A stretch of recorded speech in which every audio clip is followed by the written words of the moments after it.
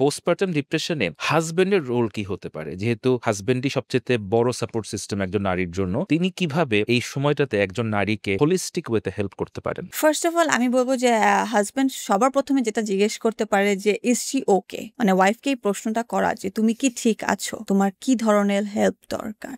সেটা যেমন তার সাথে এই যে একটা ট্রানজিশন হয় তার মধ্যে অবভিয়াসলি এক ধরনের কনফিউশন আসতে পারে যে আমার হাজব্যান্ডের সাথে এখন আমার ইকুয়েশনটা কেমন হবে। তার আগে যে মানে দুজন হয়তো বা ছিল, এখন যেহেতু একজন বেবি এসেছে, এই বেবিকে তারা রেখে তাদের ম্যারিটাল লাইফটা কিভাবে তারা আগাবে তার মধ্যে এক ধরনের একটা কনফিউশন আসতে পারে। যে তখন যদি হাজব্যান্ড যদি খুবই এমপ্যাথেটিক্যালি মানে ওয়াইফকে রিঅ্যাসুরেন্স করে যে এটার জন্য আমাদের লাইফে কোনো পরিবর্তন হয়তো বা আসতে দিব না, বা আমাদের ভালোবাসার সম্পর্কটা সেরকম আগের মতোই থাকবে, এটা যেমন তার কাছে একটা বড় রিঅ্যাসুরেন্স হিসেবে কাজ করতে পারে। আরেকটা হতে পারে যে বেবি টেক কেয়ার করতে। অনেক সময় হতে পারে মা খুবই টায়ার্ড, অনেক সময় তার অ্যাংজাইটির জন্য যদি সে অন্য কোনো মেডিকেশন বা অ্যাংজাইটিক বা কোনো কিছু খেয়ে থাকে, তখন দেখা যায় তাকে আমরা বলি যে আপনি যেন অ্যাটলিস্ট ঘুমটা যেন ঠিক মতো হয় সেদিকটা এনশিওর করা। ইভেন এমনও দেখা যায় যে তাদের ফিজিক্যাল কিছু রোগ থাকে, যেমন হাইপার টেনশন হতে পারে, এক্ল্যাম্পসিয়া হতে পারে, তখন তো মায়েদের জন্য ঘুমটা রেস্টটা খুবই দরকার তার ফিজিক্যাল কন্ডিশনের জন্য। তো সেই ক্ষেত্রে সে যদি বেবিকে টেক কেয়ার করতে একটু সাপোর্টিভ থাকে, এগিয়ে আসে, তখন মায়ের জন্য একটা বড় সাপোর্ট।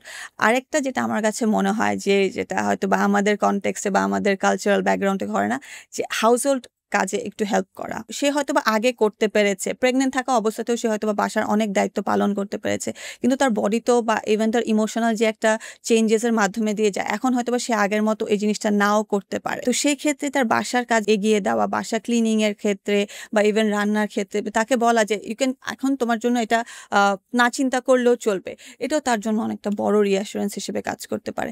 ইভেন খালি নিউ মাদার্সদের ক্ষেত্রে না, ধরেন যার আগে 1-2টা বাচ্চা আছে, হতে পারে যে বাচ্চাটা টডলার, তার 2 থেকে 3 বছর, এখন তো সে টডলারকে সামলাবে নাকি নিউবর্নের প্রতি কেয়ার করবে। তো সেখানে যদি বাবা এসে একটা রোল প্লে করে যে আমি ঠিক আছে, আমি বড় বাচ্চাকে দেখছি, আমিও সবকিছু করছি, ওর স্কুলে যাওয়া বলেন, খাওয়া দাওয়া বলেন, সবকিছুতে কিছুটা যদি হেল্প করে, তো মায়ের জন্য একটা বড় রিলিফ হিসেবে কাজ করতে পারে।